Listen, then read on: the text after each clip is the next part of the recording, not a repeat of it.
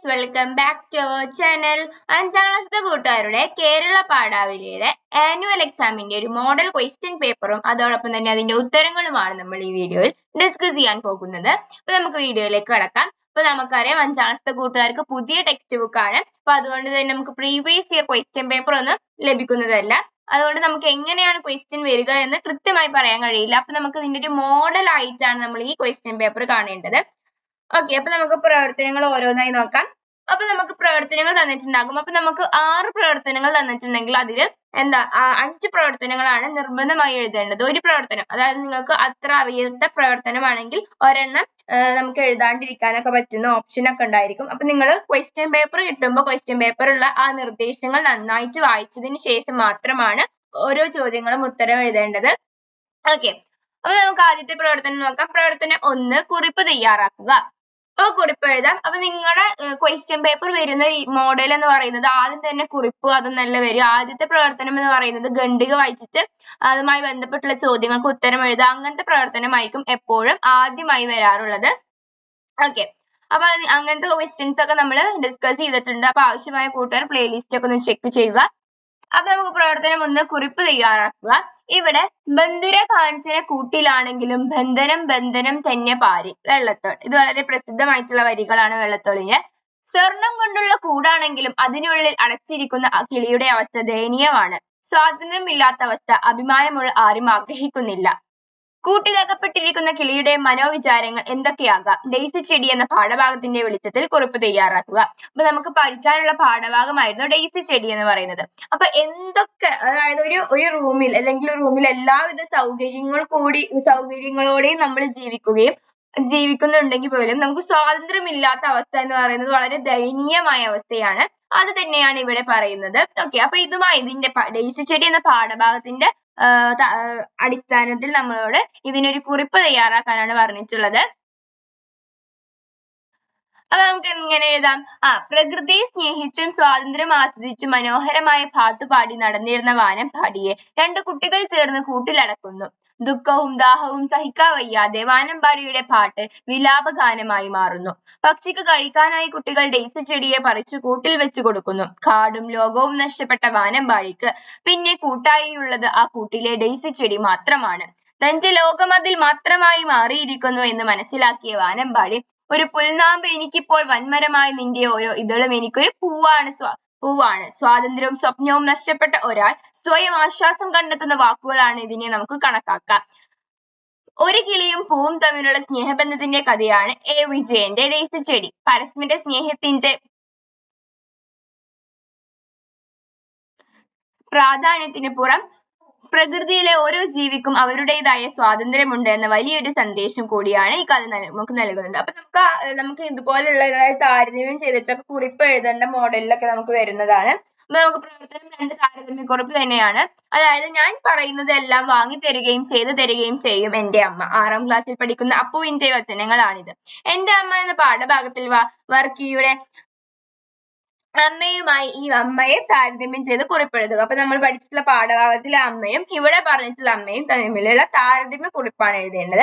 അപ്പൊ താരതമ്യ കുറിപ്പ് എഴുതുമ്പോൾ നിങ്ങൾക്ക് വേണമെങ്കിൽ ആദ്യം ഒരു അമ്മയെ കുറിച്ചിട്ട് എഴുതാം. ദെൻ അടുത്ത പാരഗ്രാഫ് ആയിട്ട് അടുത്ത നമ്മൾ പഠിച്ചിട്ടുള്ള പാഠഭാഗത്തിനെ കുറിച്ചിട്ട് എഴുതാം. ദെൻ 3ാമത്തെ പാരഗ്രാഫ് ആയിട്ട് നമുക്ക് എല്ലാതും കൂടിയിട്ടുള്ളതിനെ കുറിച്ചിട്ട് എഴുതാം.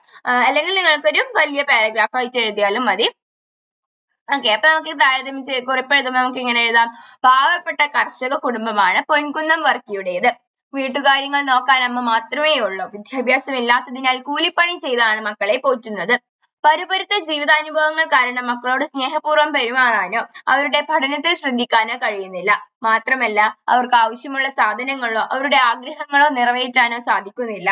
4ാം ക്ലാസ് കഴിഞ്ഞ് ഇംഗ്ലീഷ് മീഡിയത്തിൽ പഠിക്കണമെന്ന ആവശ്യം പറഞ്ഞപ്പോൾ വർക്കിയെ തല്ലുന്ന സാഹചര്യവും നമുക്ക് കാണാൻ കഴിയും. സാമ്പത്തികമില്ലാത്തത് കൊണ്ട് മാത്രമാണ് അമ്മ അങ്ങനെ ചെയ്യുന്നത്. ഇവിടെ പറഞ്ഞിരിക്കുന്ന അപ്പുവിന്റെ അമ്മ നേരെ തിരിച്ചാണ്. മകൻ പറയുന്ന എല്ലാ കാര്യങ്ങളും സാധിപ്പിച്ചു കൊടുക്കുന്ന സാമ്പത്തികമായി കുഴപ്പമില്ലാത്ത ഒരു അമ്മ ആയിരിക്കും.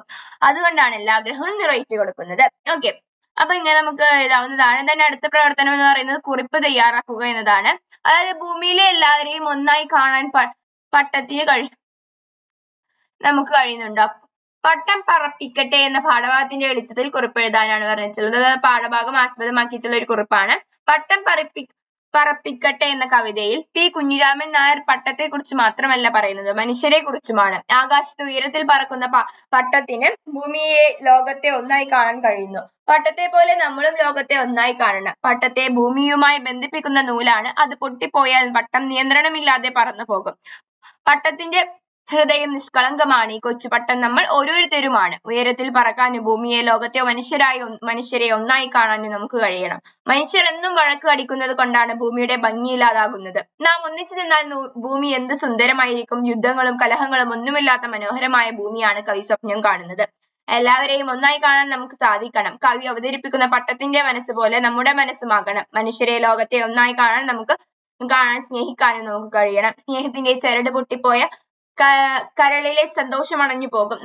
നമ്മെ പരസ്പരം ബന്ധിപ്പിക്കുന്ന ചരടാണ് സ്നേഹം. പട്ടത്തെ ലോകവുമായി ബന്ധിപ്പിക്കുന്ന ചരട് പൊട്ടിയപ്പോൾ അത് വീണു പോകും. നല്ല ചിന്തകളാകുന്ന ആകാശത്താണ് നമ്മുടെ മനസ്സാകുന്ന പട്ടം പറന്നു നടക്കേണ്ടത്. നല്ല ചിന്തയിൽ നിന്നാണ് നല്ല പ്രവർത്തനങ്ങൾ ഉണ്ടാകുന്നത്. മനുഷ്യ സ്നേഹം ഉള്ളിൽ നിറച്ച് നാം ചെയ്യുന്ന കാര്യങ്ങൾ ഭൂമിയെ സുന്ദരമാക്കുന്നു. ഓക്കെ, ഇനി നമുക്ക് പറയാനുള്ളത് ആസ്വാദന കുറിപ്പാണ്. പൂക്കൾ മണ്ണിൻ യോമൽ കിനാവുകൾ, പൂക്കൾ ജീവന്റെ പ്രേമ പ്രതീക്ഷകൾ. മനസ്സിന്റെ കിനാവുകൾ എന്ന കവിതയിൽ ആസ്പദമാക്കിയിട്ടുള്ള ഒരു ആസ്വാദന കുറിപ്പ് നമ്മൾ പഠിച്ചിട്ടുള്ള പാഠമാണ് മനസ്സിന്റെ കിനാവുകൾ. അപ്പൊ അതിനെ കുറിച്ചുള്ള ആസ്വാദന കുറിപ്പാണ് പറയേണ്ടത്. അപ്പൊ ആസ്വാദന കുറിപ്പ് എഴുതുമ്പോൾ ആരാണ് ഇത് എഴുതിയതെന്ന് ആദ്യം പറയുക. അതുപോലെ തന്നെ എന്താണ് അതിലൂടെ സമൂഹത്തിന് അല്ലെങ്കിൽ വായനക്കാരിലേക്ക് മുന്നോട്ട് പോകുന്ന ആശയം, സന്ദേശം എന്നിവയൊക്കെ എഴുതിയിട്ട് വേണം. അതുപോലെ തന്നെ അതിലെ വരികളിലെ ഒരു ആശയ ഭംഗിയും അതുപോലെ തന്നെ അതിന്റെ താളാത്മകവും കാവ്യഭാഗത്തിലുള്ള സവിശേഷതകളും ഒക്കെ നമുക്ക് ആസ്വാദനക്കുറിപ്പിൽ ഉൾപ്പെടുത്താവുന്നതാണ്.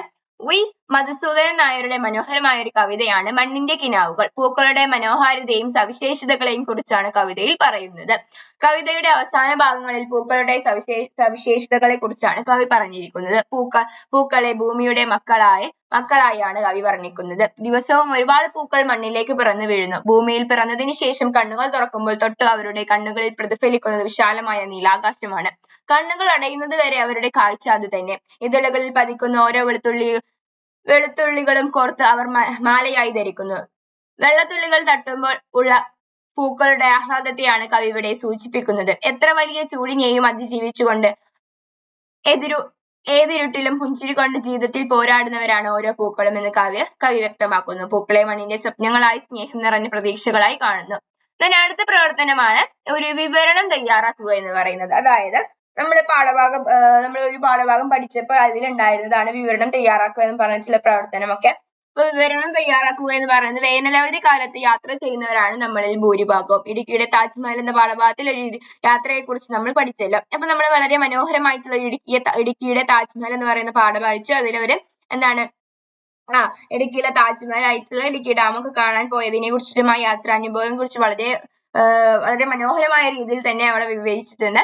അപ്പൊ ഇത്തരത്തിൽ നിങ്ങൾ ഈ അടുത്ത് യാത്ര ചെയ്ത യാത്രയെ കുറിച്ച് വിവരണം തയ്യാറാക്കുക. അപ്പൊ നമ്മളും ഒരുപാട് യാത്രകൾ ചെയ്തിട്ടുണ്ടാവും. അപ്പൊ കൂട്ടുകാർ ചെയ്തിട്ടുള്ള യാത്രകളിൽ നിങ്ങളെ മനസ്സിൽ ഇപ്പോഴും തങ്ങി നിൽക്കുന്ന അല്ലെങ്കിൽ എന്താ പറയാ ഇപ്പൊ അടുത്ത് യാത്ര ചെയ്തിട്ടുള്ളതുമായിട്ടുള്ള ഒരു അനുഭവം വിവരണം രൂപത്തിൽ തയ്യാറാക്കാനാണ്.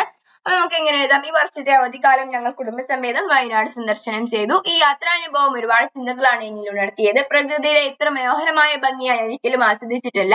എല്ലാ വർഷവും ഞങ്ങൾ എങ്ങോട്ടെങ്കിലും യാത്ര നടത്താൻ തീരുമാനിക്കുമെങ്കിലും വല്ലപ്പോഴും മാത്രമേ യാഥാർത്ഥ്യമാകാറുള്ളൂ. അത്തരത്തിൽ തന്നെയാണ് ഇത് ഞങ്ങൾ വിചാരിച്ചു. പക്ഷെ ഇത് അവിടത്തെ എത്തിയപ്പോഴാണ് യാഥാർത്ഥ്യമായി എന്ന വസ്തു തിരിച്ചറിഞ്ഞത്. പ്രകൃതിയുടെ ഭംഗി ഒത്തൊരുമിച്ച ഒരു സ്ഥലമായിട്ടാണ് വയനാട് എനിക്ക് തോന്നിയത്. നിൽക്കുന്ന വയനാടിന്റെ ഭംഗിയും അതിന്റെ ഓരോ കോണിലും തണുപ്പും ഭംഗിയും കൂട്ടാൻ വേണ്ടി കോടമഞ്ഞ് പെയ്തിറങ്ങുന്നു. തേയിലത്തോട്ടങ്ങളും കാപ്പിത്തോട്ടങ്ങളും സൗന്ദര്യത്തിന്റെ അതിന്റെ ഉന്നതിയിൽ എത്തിക്കുന്നു. കുടുംബത്തോടൊപ്പം യാത്ര ചെയ്യുന്നത് കൊണ്ട് തന്നെ ഒരുപാട് ചിത്രങ്ങളും ഓർമ്മകളും ഇപ്പോഴും മനസ്സിൽ സൂക്ഷിച്ചിട്ടുണ്ട്. ഒരിക്കലും മറക്കാൻ കഴിയാത്ത പ്രകൃതിയുടെ മനോഹാരിത തിരിച്ചറിഞ്ഞുകൊണ്ടാണ് ഒരു യാത്രയായിരുന്നു ഇത്. ഓക്കെ, അപ്പൊ ഇങ്ങനെ നമുക്കൊരു വിവരണം എഴുതാം. അപ്പൊ നമ്മളിപ്പോ എന്തൊക്കെ കാര്യങ്ങളാണ് പഠിച്ചത്? വിവരണം തയ്യാറാക്കാൻ പഠിച്ചു, താരതമ്യ കുറിപ്പ് എഴുതാൻ പഠിച്ചു, ആസ്വാദന കുറിപ്പ്, അതുപോലെ തന്നെ കുറിപ്പ് എഴുതാൻ പഠിച്ചു. അപ്പൊ അങ്ങനത്തെ ഉള്ള പ്രവർത്തനങ്ങളൊക്കെ ആയിരിക്കും നിങ്ങൾക്കും ഉണ്ടാകുന്നത്. അപ്പൊ നിങ്ങൾ നന്നായിട്ട് എല്ലാ ക്വസ്റ്റ്യൻസും പഠിക്കുക. അപ്പൊ ഇതെല്ലാം നിങ്ങൾക്ക് യൂസ്ഫുൾ ആയി വിചാരിക്കുന്നു, ഉപകാരപ്രദമായി വിചാരിക്കുന്നു. Thanks for watching.